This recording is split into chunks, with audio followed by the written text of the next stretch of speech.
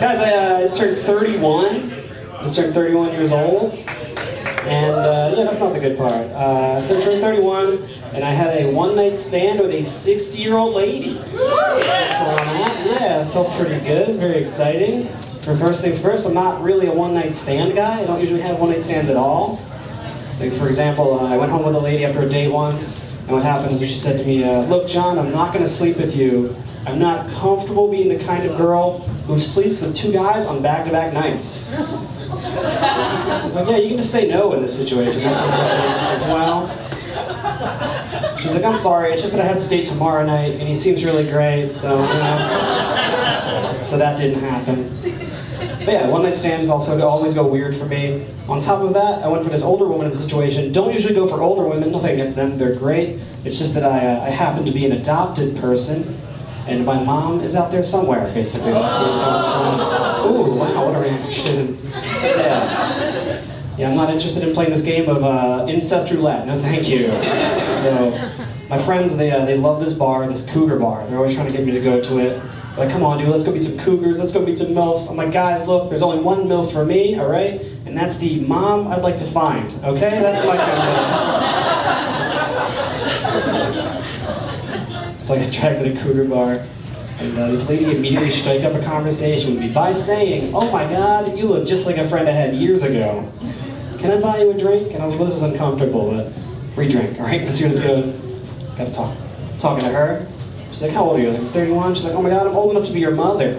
I was like, yeah, let's not think about that again, please. I was like, I know it's impolite to ask a woman her age, but by chance, were you pregnant in 1986? Can I ask that? Is that okay?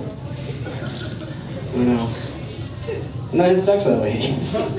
I had sex with her. You guys don't think she's my mom, do you? I don't think she's my mom. No, what are the odds that she's my mom, right? What are the odds? When I woke up the next morning, she was gone. What are the odds the same lady abandoned me twice, right? That's fun. Yeah. I am adopted. It's very funny, as we've addressed. Super funny. Here's the funny thing.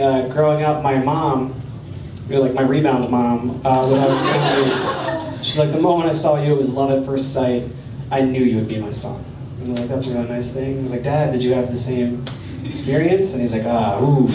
Yeah. He's like, you were the only white baby they had about. He's a monster, right? That's fun. I used to do this bit with my mom all the time where I'd ask how much a baby costs. I was like, Mom, how much did I cost? Did you get a good deal on me? How much did I cost? How much is a baby? And then finally she was like, I actually got you on one of those free weekends where they waived the fee. She was like, yeah, they had too many babies, we're gonna have to start putting them down. Beat the cut, baby. That's fun. Like I said, I'm 31, I'm a single guy. It's not great being single when you're 30s. You'll get to the point where like, I'm either gonna die alone or live long enough to see myself become a stepdad. That's where I'm at. I'm gonna be someone's fake dad. I guess I had a fake dad, so I shouldn't. Anyway, yeah, it's uncomfortable being single. All my friends, like I have a hard time connecting with them because they're all like married, having kids, becoming openly racist, and it's like I don't know what to talk about anymore. It's like I'm the exciting friend because I do stand-up. They're like, it's so brave that you can get up there. I was like, it's so brave that you think you can have sex with one person for the rest of your life. I think that's way more impressive. That's a much bigger achievement. But I'm trying to date. It doesn't go great for me. I have a lot of issues dating. One of my issues is I'm not very romantic. I'm a romantic guy. Thought about it, the most romantic thing I've done in the last 5 years was I bought a second pillow for my bed. That was it. Because women think it's weird if you only have one pillow. The pillow talk in my bedroom is just, who gets this pillow? That's how it goes. Ladies would be like, what kind of guy only has one pillow? I was like, I don't know, what kind of girl? Can't take a hint, please leave. So one pillow kind of guy, right? That's fun. But I have a lot of problems dating. For one thing, I'm a shorter guy. I'm not the size a man should be, as I've been told again and again.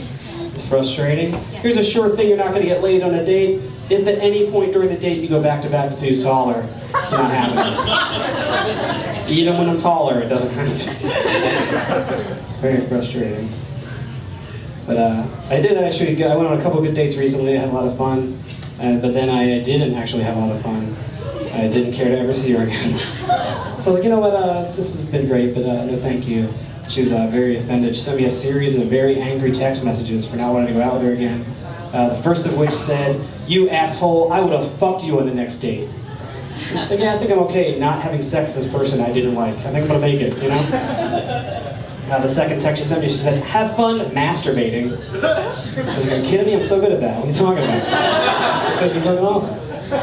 I'd rather masturbate than go on a date any day, to be honest. I don't have to spend any money, I don't have to leave the house. I get to pick the movie every time. It's so much better.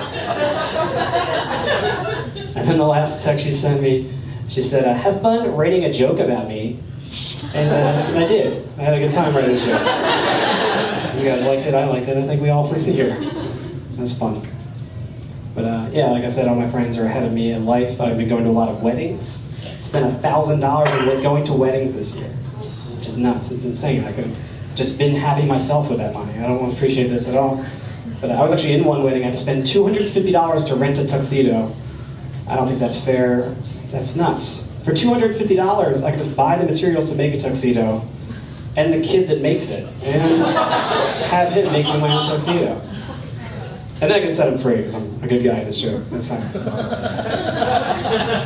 For $250, I gave a child his freedom. All right, that's an achievement.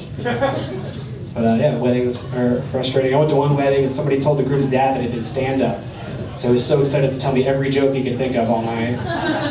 So at one point, the groom comes walking by, he elbows me in the ribs. He's like, "Hey, we got a dead man walking. Am I right, Mr. Comedian?"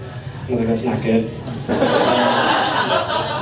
But then I thought about it. I was like, you know what, though? Weddings and funerals, they do have a lot in common. To think about it, they do have a lot in common.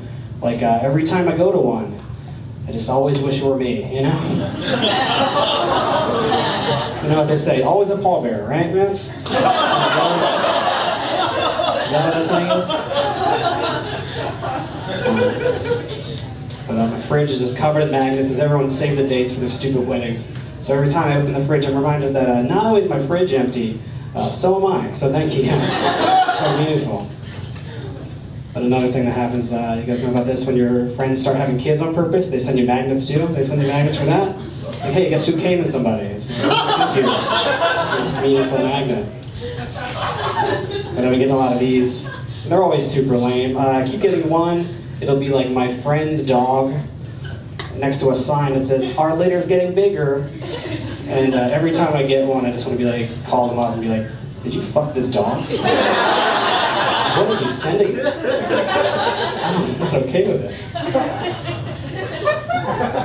But another thing they'll do is they'll have the punny ones. They'll have some cheesy pun based on like the time of year. I got one, another one. It's the two of my friends and they're dressed as pilgrims. And it says, "This Thanksgiving, the turkey won't be the only thing that's stuffed." And she's like holding her belly.